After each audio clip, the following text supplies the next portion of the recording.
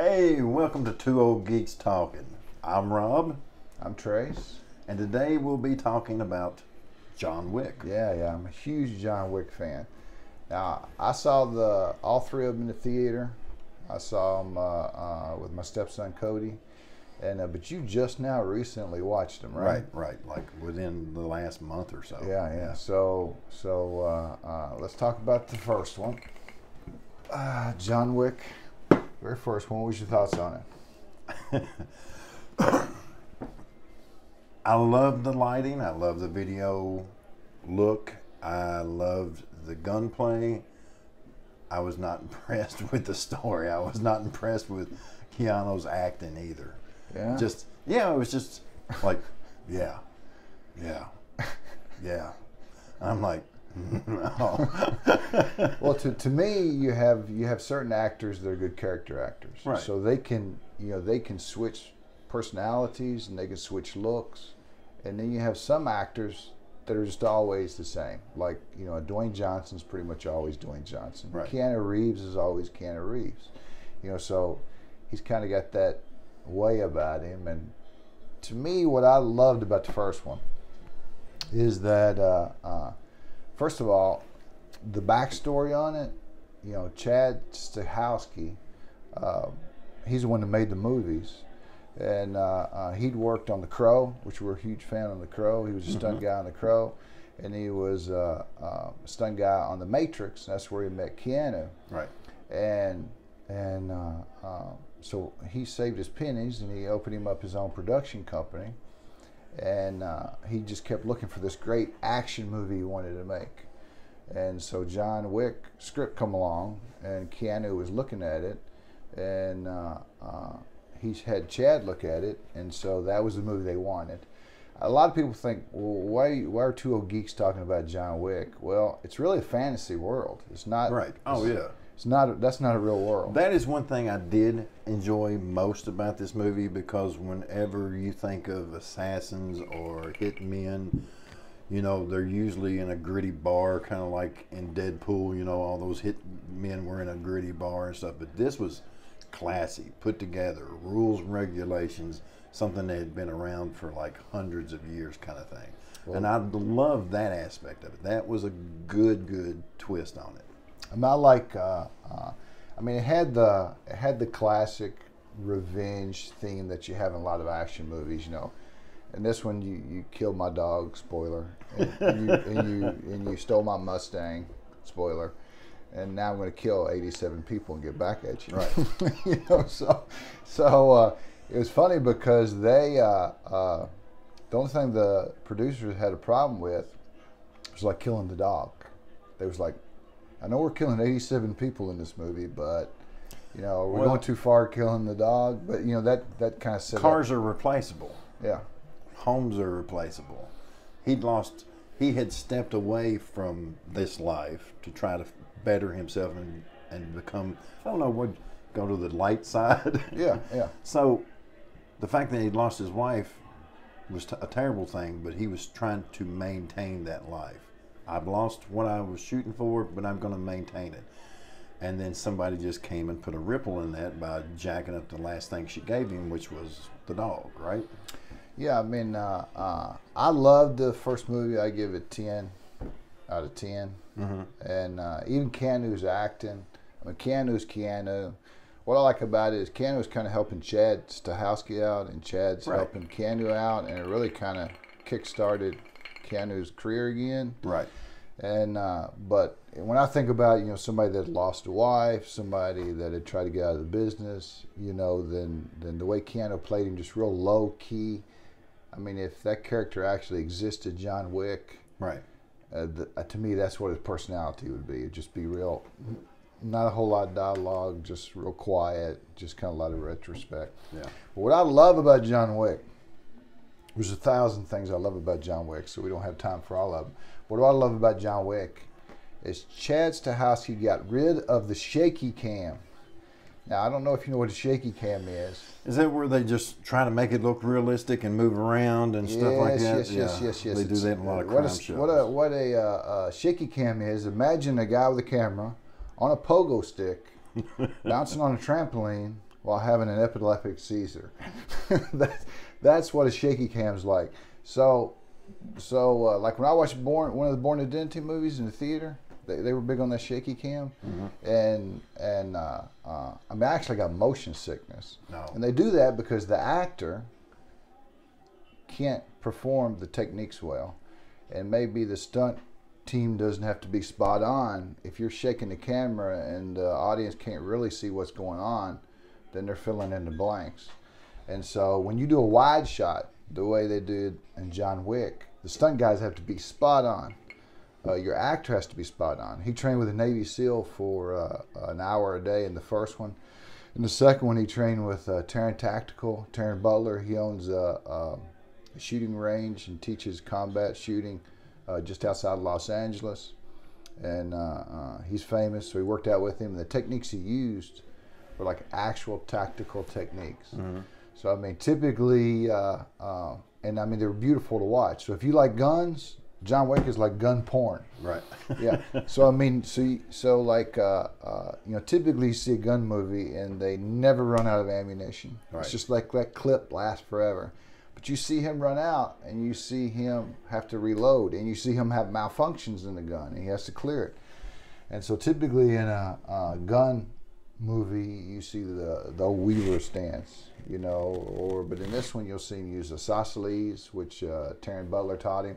And you'll see him use a system called CARS, Combat Axis Reload, which is a way of holding the gun and using it at close quarters. And so if you're into guns, and I've recently really got into guns, so about the time right before that movie come out, I mean, it's fantastic to see those real life techniques used in a fantasy setting. Okay.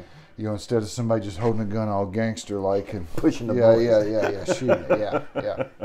So I really liked the first one. I give it a 10 out of 10. You give it a... I give it an 8.5, 9. 9 out of 10. So the second one, the second John Wick movie come out. And they say the first one had the best story, and they say the second one had the best visuals. Right. So what did you think about that one?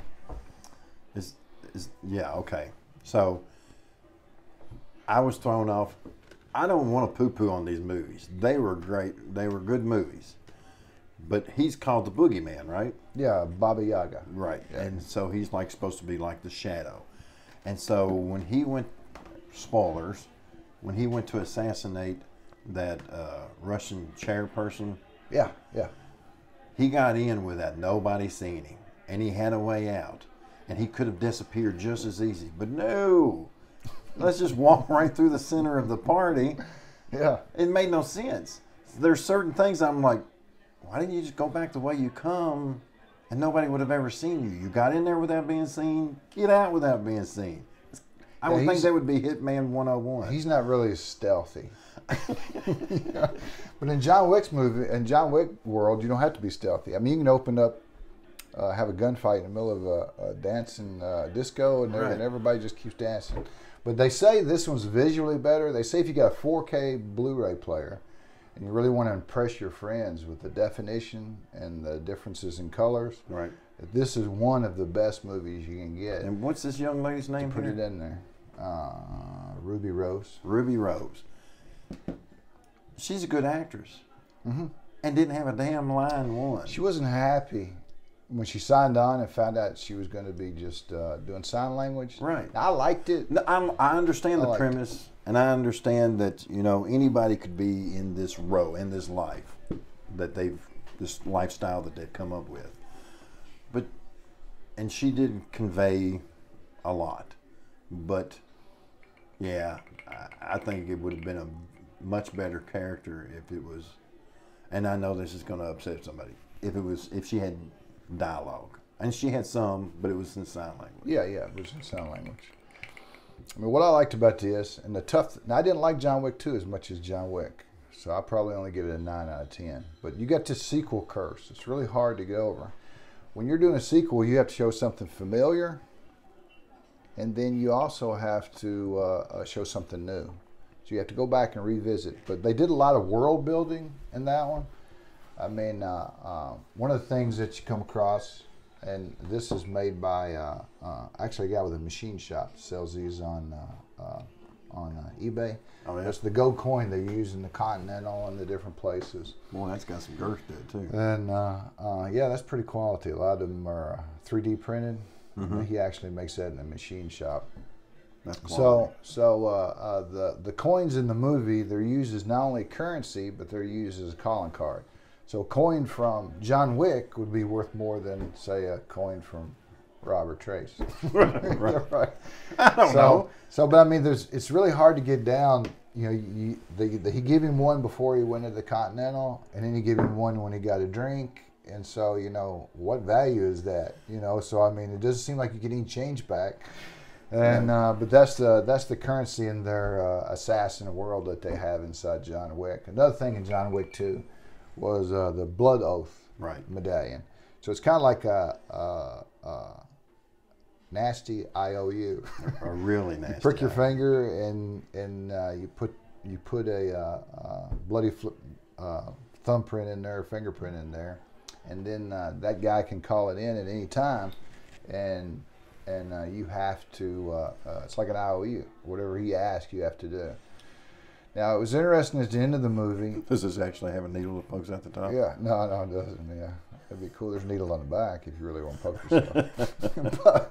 but what was neat about it? One thing I didn't like about it, kind of ended in somewhat of a cliffhanger. So you knew there was going to be a John Wick 3. I like self-contained movies, and something could have happened and there not been a John Wick 3, and then that would have been aggravating.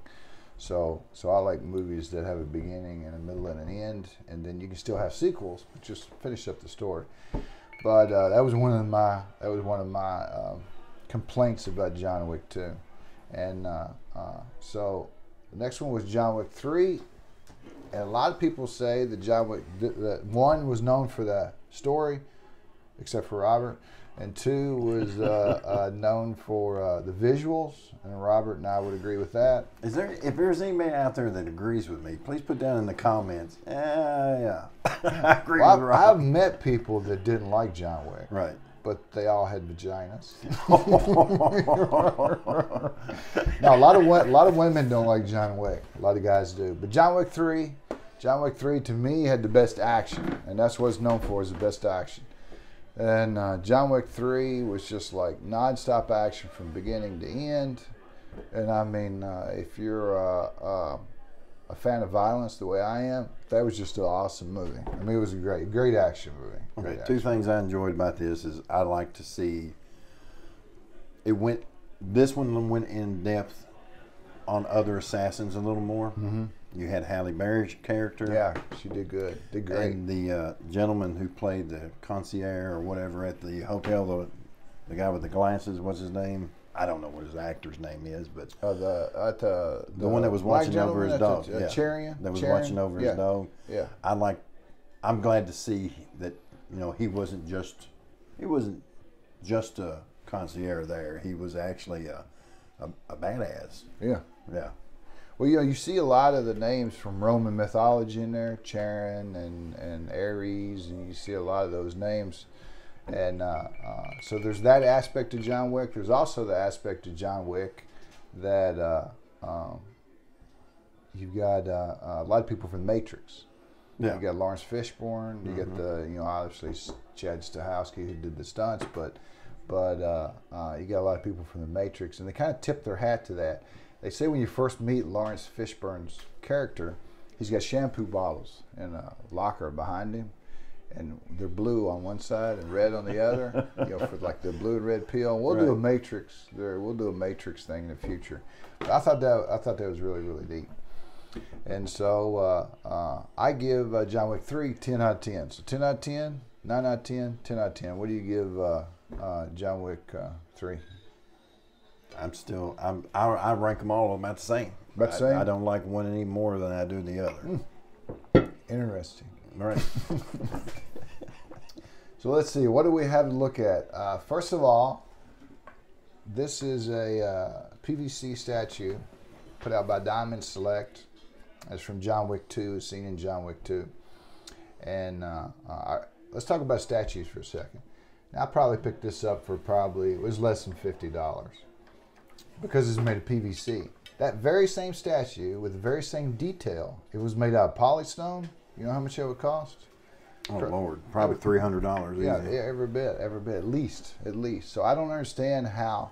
First of all, PVC is durable. All right. PVC gives much detail, and also it's easier to clean up, and not as fragile. So, and it's cheaper. So I don't understand why somebody wouldn't dive into some of these polystone statues. They cost so much, I'd be afraid to get anywhere near them. Right. And then there was also a comic book series put out about John Wick. They plan on expanding the world of John Wick. They plan on doing a Continental series in the future, and it's going to be a prequel. And some of the assassins you saw in the background of the movies, they're going to get those actors and flesh out their characters. Okay. And Chad Stahelski's going to be directing some of those, and so I'm really looking forward to that. Keanu may be in them, he may not. The main focus isn't It'd that. be cool if he just made like a little made an appearance. Yeah. And then there's even a kick around. In the third one you saw the ballerina where they were training assassins. There's even a thought about going through that. But John Wick had a comic book series, and it was put out by Dynamite. Come out. They're really hard to get. I was able to track them all down, but they're really difficult to find. And just because John Wick is so popular. But to be honest with you, the art really wasn't that great and the story wasn't that great. Oh, really? Yeah, I mean, it's neat that they're sought after and I have them, but I can't see that they're the... on one of these videos I saw where they was advertising for a John Wick video game. Yeah. And I thought, I've seen tons of video games which had better looking graphics. Yeah. So I mean, the John Wick comics are worth a read. They're supposed to tell like John Wick when he was younger, but yeah, I didn't care for it. And then I also have John Wick's gun, the actual gun from the first movie. Now, like I said, I started getting into guns, so I got a HK P30L, and it's pretty sweet gun. It's this is unloaded. There's nothing in the magazine, and there's nothing inside. I see you, see me. Yep. So, but it's a really fantastic gun. Most expensive gun I bought. When it first came out, they was around $1,000. Now that HK's come out with the VP series, they're running about $550, something like that. But super accurate gun. I mean, first of all, we'll do a little. It's got a decocker on it, a rail system. On John Wick, the first one, he had a compensator on his to make the gun quiet. Right. Which I don't know why you want to be quiet because he's not very stealthy. It does make the gun look cooler. And you can attach. A lot of guys attach a match weight to it, which helps with the recoil. I don't like that because I use it for concealed carry. It's a 28-ounce gun, so it's great for concealed carry. And it comes in 3 different versions. I got a version 3. There's not a safety on it, and so it's a double action, single action. The first pull is around 10-pound pull, and then everyone after that's about 4. So that's kind of your built-in safety right there. Is that you got to pull so hard for the first shot. And I hope it's 15 in this steel magazine. It's got fixed sights, and P30L is 4.5 inches. It's a little bit longer than the rest of the P30 series. And HK is like fantastic guns. And they got a barrel system that allows gases to get in behind the shot to where it increases velocity. Mm-hmm. And so higher velocity means deeper penetration. That's what she said. And so it's a good gun for, like I said, concealed carry. It's a good gun for home self-defense. It's a good gun for shooting sports. So I highly recommend it. It actually comes with interchangeable grips so that you can get a grip that just fits you perfectly. Uh-huh. And I mean, the grip just feels so good. I mean, it's just a nice, like I said, nicest gun. It's made by, it's got the little DE in the antlers, so it's made in Deutschland. It's a German gun. It's used by a lot of European policemen. And like I said, now the VP series come out. these have dropped in price. They're eventually going to stop making them. Since this movie was so popular, if you want one, you better get it. They make so many batches a year, and eventually they're going to stop. I ordered mine in November. I think it took like 4 or 5 months for me to get it in. So, but anyway, overall, they said they're going to continue making John Wick movies. Oh, look, do you want me to show you my weapon of choice? Yes, yes. This right here. Oh, I yeah. can kill a cobbler with that. It's lightweight, fits in both hands. Yeah. Doesn't spill like a fork. Yeah, yeah. And you can't do ballistic. That's right. You can do ballistics out of it either, yeah. But they say they're going to make more John Wicks. And there's a cool fan theory out, which, Chad, if you're listening, you should follow this fan theory. It's that each one of the movies are based on one stage of depression. So like the first movie, the first stage is denial. And so he's got the house set up. He's still wearing his wedding ring. And he's kind of living like his wife was still alive. Mm-hmm. You know, he's got some of her stuff laying out on the nightstand. And so he's watching videos of her. So denial. The second one is anger. So in this one, the kill count's higher. He actually shoots somebody inside the Continental. That's a no-no. Right. You can shoot him outside the Continental, right. But inside the Continental, that's bad. And then the third stage of depression is bargaining. And so here he bargains with Bowery King, Lawrence Fishburne's character, and with Halle Berry's character. So there's a lot of bargaining going on. So the next 2 stages of depression would be actual depression is the next one, okay. and then acceptance is the 5th one. So I think if they said they're only going to make 1 more, but I think if the money's right, they'll make 5. And sometimes if you listen to fan theories, they're pretty cool, you know. So why not just grab those, run with them? So if you made 5 John Wick movies and they were all based on the stages of depression, now you've taken an action movie and kind of elevated it to a little psychological level. Okay. So, you know, that would be cool, right? Yeah, give people a chance to rewatch them. Yeah, that's cool. All right, so anything in closing, dude? Not that I can think of. Okay, all right. I think we're good. You done? I'm done. You done? Okay, I'm done. All right. We're done.